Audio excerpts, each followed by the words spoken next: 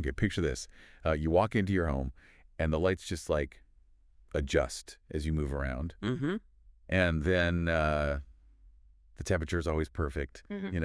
and the appliances, they respond to your voice. Sounds, I don't know, kind of futuristic, right? It does. But smart home automation, it's becoming more and more accessible, and I think it could really transform how we live in our homes. Oh, absolutely. What's so fascinating is how the idea of a smart home has been around for quite a while, actually. Really? Yeah, like the roots go back to the 1990s. The early systems, though, relied on things like Bluetooth and GSM, Oh, okay. and they offered pretty limited control. It was more like, you could turn a light on or off remotely. Ah, I see.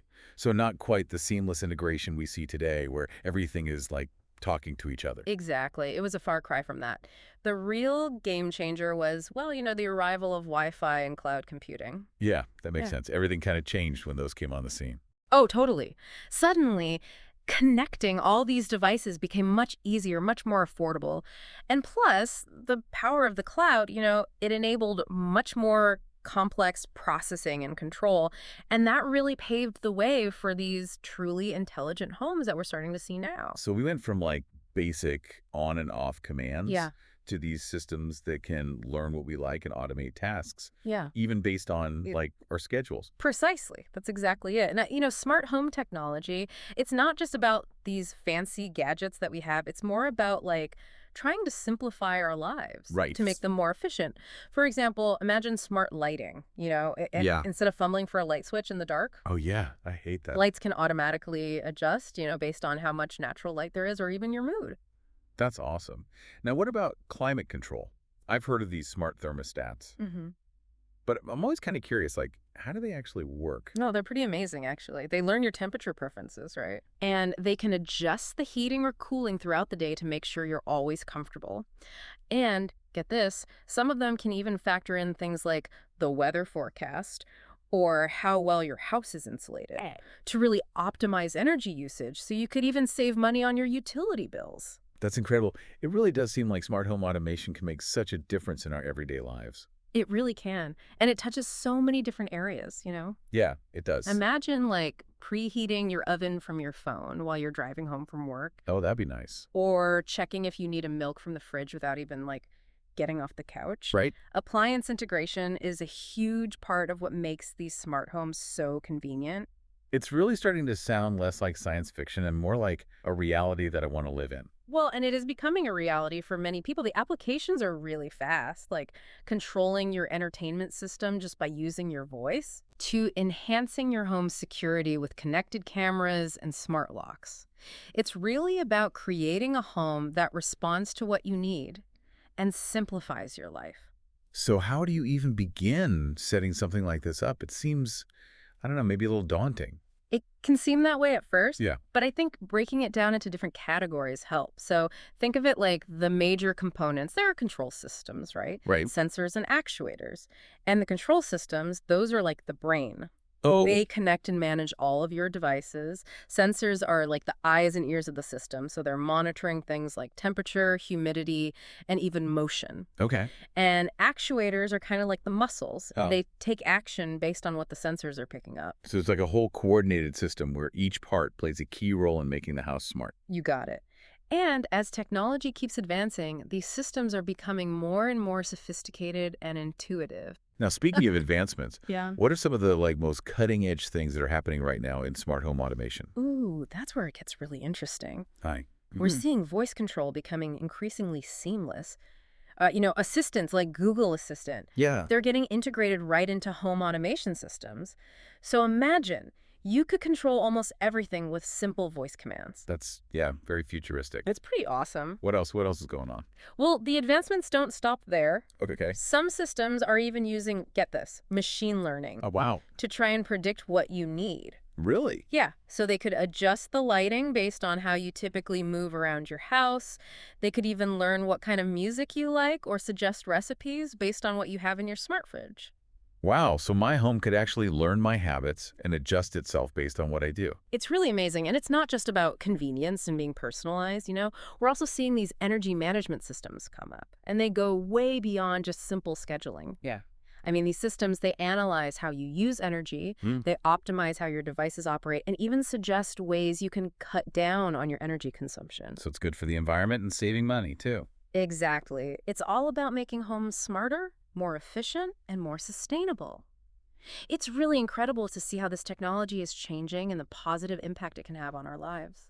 So I know it sounds great in theory, but I'm having a little trouble picturing how it actually works in real life. Oh, sure. You give me an example? Absolutely. Okay, picture this. The Smith family, they have a busy household, Yeah. two working parents. The kids are involved in all sorts of activities, Mhm. and their smart home system, it helps them manage this chaos. Oh. It controls the lights, the temperature, the security, and all the appliances, all from their phones. So they can make sure the house is secure, it's comfortable, everything's running smoothly, even when they're rushing between work, school, and soccer practice. Oh, so even with a hectic schedule, they can still have peace of mind knowing their home is taken care of. Precisely. But it's not just for busy families. Think about like the Gonzalez family. Okay. They used smart technology to help their aging parents who wanted to stay independent and live in their own home. Oh, wow, that's great. Yeah. So their system includes medication reminders, motion sensors that can detect if someone falls, Oh, wow. and they have the ability to check on their parents remotely. That's amazing. So smart home technology can actually empower people of all ages and abilities to live more comfortably and safely. It really can. But it's also important to remember that smart home automation, it's not a perfect utopia. There are some challenges and limitations to consider. That's a good point. Mm. What are some of the things that people should be aware of? Well, first there's the cost, right? Uh-huh. Smart home technology is becoming more affordable, but if you want to build a fully integrated system, Yeah. it can still be quite an investment. Okay, so it might not be accessible to everyone right away. That's true. And then there's the complexity factor. Setting up and managing a system with all these different devices, Yeah. it can be a bit of a learning curve, especially for people who aren't that comfortable with technology. Right. Some people might find it overwhelming to have to, like, program everything and figure it all out. Absolutely. And then with all these devices hooked up to the internet, Right. there are natural concerns about security and privacy. Oh, for sure. It's really crucial to choose providers that you trust. Yeah. You have to use strong passwords Uh-huh. and make sure that you keep your software updated to minimize any risks. And of course, there's the issue of reliability. Right, because technology isn't always perfect. Exactly. Things can go wrong, internet outages can happen, and that can disrupt how everything works. And sometimes devices malfunction. It can be frustrating. So it's important to have some backup plans Okay. and be prepared for those occasional glitches. So it's not like a set it and forget it type of thing. Not entirely. Yeah. But even with those challenges, I think the potential benefits of smart home automation are undeniable. Yeah. It's a technology that is constantly evolving and getting better and better. And it's offering all these new possibilities to make our homes more comfortable, more efficient, and safer. It really is. And to really understand how these systems all work together, it's helpful to understand the different ways they communicate. Yeah, the research talked about things like LoRa, Bluetooth, Yeah. Wi-Fi. It all seems a bit much sometimes. I know, it can be. Yeah. So can you kind of break it down for us? Like, Well, how do they all fit together? Sure. Think of it like a toolbox, right? Each technology has its own purpose, like different tools for different jobs. So Bluetooth, that's really good for like short distances, Okay. like connecting your phone to, let's say, a speaker in the same room or Yeah. headphones. So for controlling devices within a single room, Bluetooth would be the best choice. Exactly. It's energy efficient and great for like those quick connections. But if you want to connect things all over the house, then Wi-Fi is what you need. That makes sense. Yeah. I mean, Wi-Fi is what we use for our phones and laptops all over the house, so it makes sense for smart home devices too. Right. It has the range and the bandwidth to handle all that communication between different devices. Hmm. Now, sometimes you need to connect things that are farther away or that don't need to use a lot of power, like maybe out in the yard. That's where LoRa comes in. Okay, Laura. Okay. That one's a little less familiar to me. LoRa's interesting. It's for really long-range communication, but it uses very little power. So it's great for things like outdoor security cameras or sensors in your garden, things that need to send data over long distances and maybe run on a battery for a long time. Yeah, you wouldn't want to be running wires all over your yard for a security camera or have to constantly change batteries. Exactly. So depending on what you're trying to do, you can pick the right communication technology from that toolbox to fit the need. So it's like choosing the right tool for the job, like you wouldn't use a hammer to tighten a screw. Exactly. And just like having a toolbox full of tools, it's good to understand a bit about each of those technologies so you can make the right choice. Okay, I see your point. And the research also talked about things like signal strength and noise, Oh, yeah. like how that affects wireless communication. Absolutely. Those are really important when it comes to making sure your smart home system is, reliable and everything works properly. Right, because a weak signal or too much interference Mm. could like mess things up between the devices. Right, exactly. Think about it. When you have a weak Wi-Fi signal, your internet is slow or it cuts out, right? Yeah, it's annoying. It's the same thing with smart devices. If the signal is weak, they might not be able to talk to each other properly. Okay, that makes sense. So signal strength is really important. What about noise? Like what kind of noise are we talking about here? Well, noise in this context is anything that can interfere with those wireless signals. So it could be other electronics in your house, like a microwave or Wi-Fi networks from your neighbors, or even just things like fluorescent lights. Oh, okay. So it's like trying to have a conversation in a crowded room where it's hard to hear because of all the other people talking. That's a perfect analogy. And just like in that crowded room, it's important to make sure that your smart home devices are speaking loud enough to be heard over all that noise. That's where signal strength and something called signal to noise ratio, SNR, comes into play. SNR. I remember seeing that in the research, but I'm not really sure what that means. Well, basically, SNR is a way to measure how much stronger the signal is compared to all that background noise. It's like, the difference between listening to music with headphones on a quiet train versus a noisy bus. On the bus, the music might be harder to hear because there's more noise competing with it. So a higher SNR is better because it means that the signal is less likely to get drowned out by the noise. Exactly. It's all about making sure that your devices can hear each other clearly, even if there's some interference. So when you're setting things up, it's good to think about, where you're putting your devices, what other electronics are nearby, and even what your house is made of, because some building materials can block signals. So there's a bit of planning involved to make sure everything works as well as it should. There is. But the good news is that smart home systems are becoming more and more user-friendly as the technology improves. Many of them have features that automatically help with things like finding the clearest communication channel or showing you if a device has a weak signal. Oh, that's good. It sounds like things are getting easier for the average person to set up and manage. Yeah, definitely. And it's not just about the technology itself. The research also talked about how developers are really focusing on making these systems easier for people to use.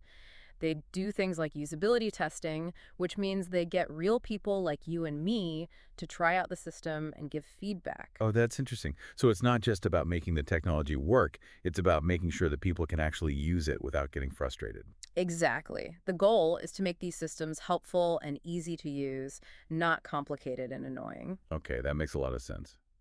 We've talked a lot about the technical side of smart homes, but I'm curious to hear your thoughts on the bigger picture. Yeah. Like, where do you see this technology going in the future? What's next? Oh, that's the really exciting part. I think we're just at the beginning of what's possible. As artificial intelligence and machine learning keep getting better, I think our homes are going to get much smarter and more personalized.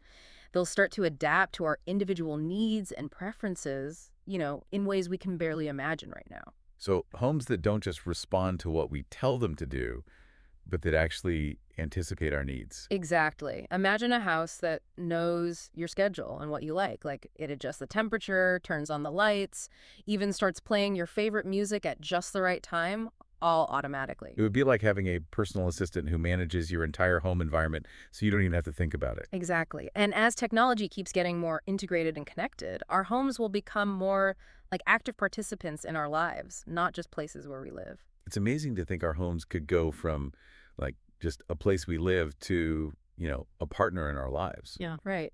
And it's not just about fancy gadgets. It's about making our homes, well, really reflect us, our values, what we want to achieve.